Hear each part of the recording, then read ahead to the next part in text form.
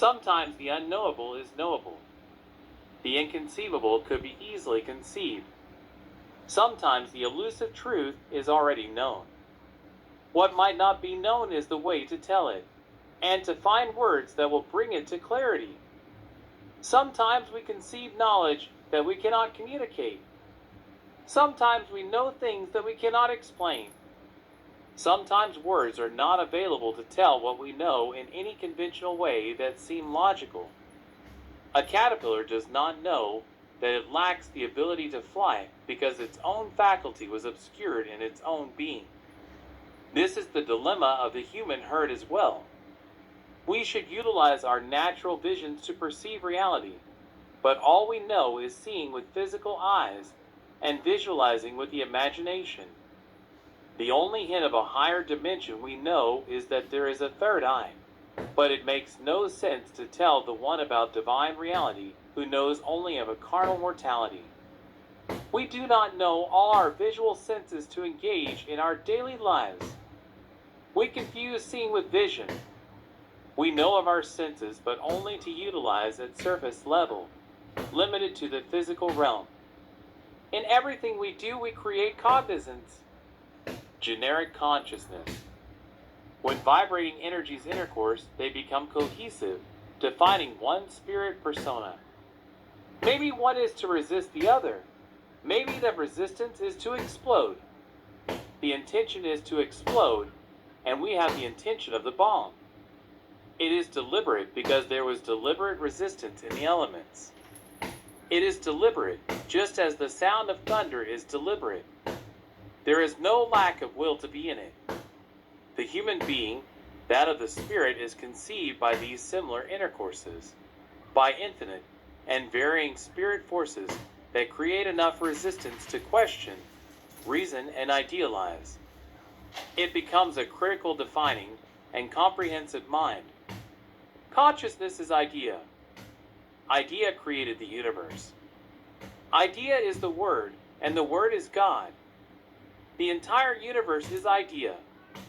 Consciousness. Watch the smoke that rises from the fire like legions of separate winds and intentions moving together. It is intending to go that way, or to engulf that thing, or to just blow away in the wind. It is going in that direction. It is affecting another frequency. It is a will to be. It passes through you and affects your own energy. Once it is going to hit the wall, it is determined to hit the wall. It is a will to be. It is simple energy patterns. You may learn to perceive the way they vibrate and understand where they might go. They become a living spirit persona determined upon a will to be. This is no magic. It is science. The spirit that creates all these visible and invisible variations is the same spirit that creates man and his manifestations. You can watch the wind blow the smoke. You can put up your hand and let it touch you. When it is invisible, you can smell the smoke in the wind. You can hear sounds by the wind that carries the smell of the smoke, and you can taste the passing smoke in your morning coffee. Then it carries away, and you can only watch the movements and sound by the ruffling leaves in the tree, but you can see the events. It is in your mind's vision that the invisible wind that blows through the tree has smoke, and that smoke has smell, color, taste, and by the wind it receives direction. You can tell that all of this energy is on a trajectory to hit that beach wall. This is by your vision. Vision and sight are not the same thing. The smoke had a cashew nut smell, because cashew was roasted in the fire. But all those that stand by the beach wall see is the ruffling wind that heads their way. Neither does the man that is allergic to cashew know that it is in the air. This is one way how those with eyes to see can visualize and know. For he sees that someone is going to have an allergic reaction, and no one will have a clue what caused it. Before the wind brings the smoke to the beach wall, there will be no sight of the clouds, and no smell of cashew to any conscious degree. Manipulating and working with spirit force is a way that seems like magic. Then, let us go slowly and deeper. There is the trauma of rape and mayhem in the black woman because of the scars of slavery.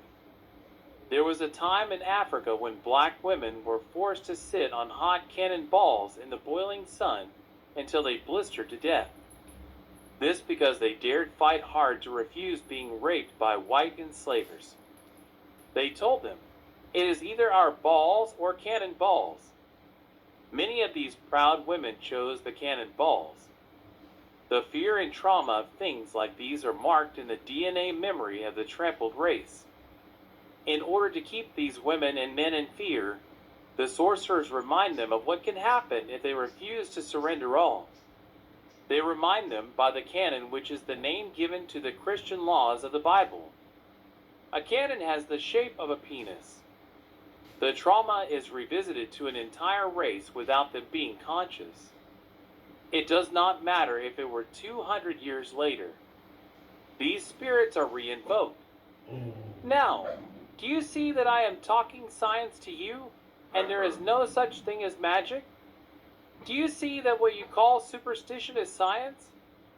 Magic is only that the thing seems impossible or mystical until we perceive the natural reality and how it works.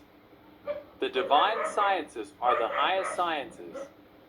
Those that cannot fathom it will imagine magic. The black women say they will surrender to and marry Jesus.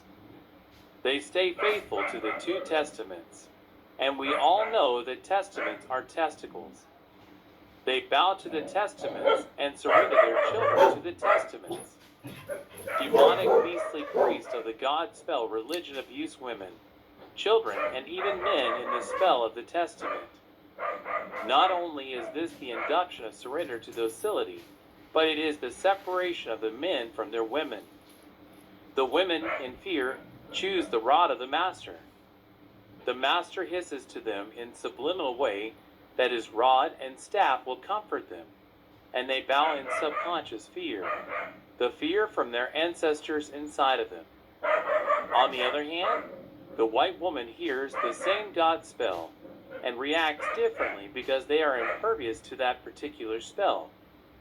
If the teacher in class tells the students that the black people of India are the aboriginals, subconsciously, the white student will hear, "The black people are useless reprobates, and we should hate them." This is what the word aboriginal suggests to a white child. To a black child, it suggests that you are a detestable original. Why do 2 different people hear different interpretations from the same word? Sometimes it's too hard to figure out how to say even enough. If at any point we get to speaking about spells, beginning from alphabets, and how they are crafted, you will get more clarity. I don't see anyone else doing this. How on earth am I going to get all this out in 1,000 years when I only have a few remaining at this point? The word aboriginal simply means abhorred original. Your conscious mind will never see this if we don't come to tell you. A sorcerer laid this trap, and it takes a witch to find it. So they ask the poor white child why he hates black people, and he says, "I don't know, I just hate them." They talk about this child as if he is the son of the devil, and he brought this spell upon himself. They are evil. They are not protecting any race, although white folks believe they are a protected people. They are the ones being destroyed without noticing. Let me explain a mystical truth to you. You cannot protect a child with bad karma, and these sorcerers know. So who are they protecting?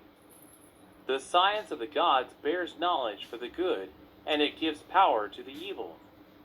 It brings also balance to the just. The government will meet the cosmic force. The earth gods will protect the earth. Let me tell you about the egoistic masculine demon. The egoistic masculine can be either male or female gender, just as the emotional deceiving feminine can be either. Think about the word dick in all its expressions. What is a dick and who is one? A dick is an impregnating member. It is the enforcer of a will, and therefore we will call it dictatorial. It dictates verbally and physically. It rests upon the spiritual and physical plane. A ravaging rapist dictates his ungodly will. A judge dictates his will upon the subject, and a preacher in church will dictate his will upon you in the name of God. So, as the rapist dictated that will, the preacher also dictates his will. A dick has its testicles, or we can call it testaments to make it sound holy like they do. There was a man who raped a young school girl, but she was afraid to tell anyone, for the evil dude would follow her secretly, and then expose his testaments to him to threaten that more abuse will happen if she speaks a word. She surrendered to the dick, and even to the degree that he had her accepting his will over and over again for 3 long years. He told her he loved her, and he would protect her, just as the pastor promises the protection of thy rod and thy staff. And she got pregnant. As this girl child was impregnated by that physical abusive testament, her mind was also impregnated by that dictating will. He told her to fear him and keep silent, just as how the church tells the children of those that suffered the horrific fear to surrender. The ones who did not suffer, looking at those same symbols and hearing the same dictatorial speech about the testaments, will be positively affected, for the sorcerer will speak 2 different meanings simultaneous to 2 different people. So the little victim surrendered and accepted it as her fate. Oh, I always tell you, this is for those with eyes to see. I am not entertaining a debate. I am not trying to find the truth. I am deliberately declaring certain knowledge that I possess, as well as I know that there comes smoke when you light a fire. Just as they physically raped and ravaged an entire people across millenniums, abusing billions across the ages, they ravaged their descendants by using these memory spells. And so, they tell your subconscious that the same way they impregnated your body with the physical testicles and canons, they will now impregnate your mind with scriptural canons and testaments. If I see a Jamaican set up a wood fire and place a roasting breadfruit on top of it, he will not have to tell me what his intentions are. This is how you roast a breadfruit. In that same way, those descriptions above are simple ways to perform DNA memory magic rituals, and, moreover, it is done to the exact formula, every time, at every stage, and not with any room for chance. The God spell is a sorcerer's cult, and the Bible is a book of spells. I want someone, anyone at all who thinks he knows otherwise, to challenge me on this on any world stage to save the integrity of their religion. But he will not, for the facts will be unquestionable, and, moreover, he will know that this is not even the tip of the iceberg. There are so many things you are yet to know, but in short order, many of you will be telling me. It will happen because we are the power when we live, and the greater power when we die. We are the exact judgment, and our words will be heard this time, not by you, but by your wicked gods. I expect to see all when I see. I want to see in all dimensions simultaneously, because I would not compromise any of my sense of vision. I want to see like a god. When you perceive with absolute vision, you can absolutely make manifest, because the attachment to that vision is intimate. To get to the fullness of the topic, follow all the little things that are raised to shift your way of thinking. When I speak to you, I attempt to compel you to see with more of your eyes simultaneously. You must be challenged to do so. When you strum a note on the guitar string, you discover a generic conscious persona that existed in that exact dimensional position. It will define itself as a unique sound, but every variation of where and how will cause a different conscience or character. This persona is hidden in the strings, but you can find it if you remember where and how to play that exact note on that same key. Each time you play the string, you invoke that same character, but each time this character is invoked, it becomes a different variation of itself, because it is affected by different circumstances in even the same environment and in the minutest details. Also, when you create great numbers of these conceptions, it becomes a mind piece. Each note is one determination, but the multiple personas together become a complete song. This song is a replica of a human mind experience. Music can cultivate subconscious ideas to the mind of a human. Things that mind will not accept you cannot speak directly to mind. The very word conception proves ulterior motive in the earth language. Inception is the beginning, genesis of a thing. Therefore, to say reception is regenesis, and regenesis is what we are here about. Returning to that which was or which is. Con actually means to trick someone into a belief. Therefore, conception simply means something that is the beginning or tool of deception. All of the spellings of the English language are stigmatized with adverse subliminal conceptions. There is duality of meanings in everything. The entire language is a tool for sorcery by way of mind control. Because you know what the meaning of the prefixes are, you will subconsciously take the opposite of what it seems you were told. Take a word like con, which actually means to trick, and use it on a claim that it means with. In this case, what goes to your foremind will be opposite of what is in the subconscious. If you study the English language thoroughly, this subtle spread of upside down continues consistently throughout. Moreover, there is no logic to justify the necessity. If reception was substituted for conception, the word would even be more accurate in meaning. Why are adverse spells involved in the language? The only thing that can make demigods the gods over complete gods is to put these greater gods into a mediocre mindset. It is to make them deny their own understanding and take definitions from the demigods. How has the mighty fallen is a good question. Every time a child is born, it is the same person incarnating upon the earth perpetually. Yet, this individual becomes a different person because of varying effects by universal energies in its environment.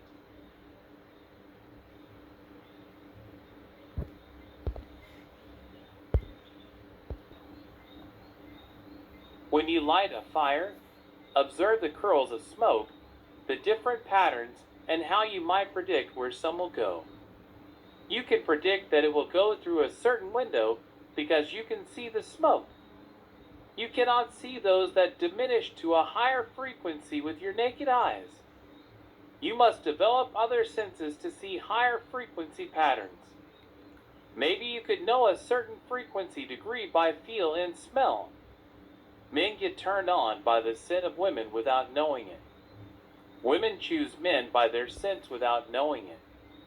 We are not aware of these things because we are cultivated to ignore deeper senses and keys to awareness. So, apart from seeing, which is dependent on the eyes, there is vision and perception that come from all the senses, single or combined. To see, to vision, and to perceive are all varying principles. We are cultivated to stagnate at that limited sense of seeing with physical eyes, believing that it justifies our vision and perception on three spheres, physical, mental, and spiritual, simultaneously.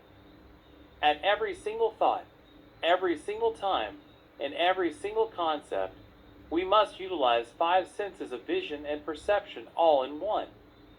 Seeing, tasting, feeling, hearing, and touching are all senses of vision and perception. You cannot vision the imperceptible.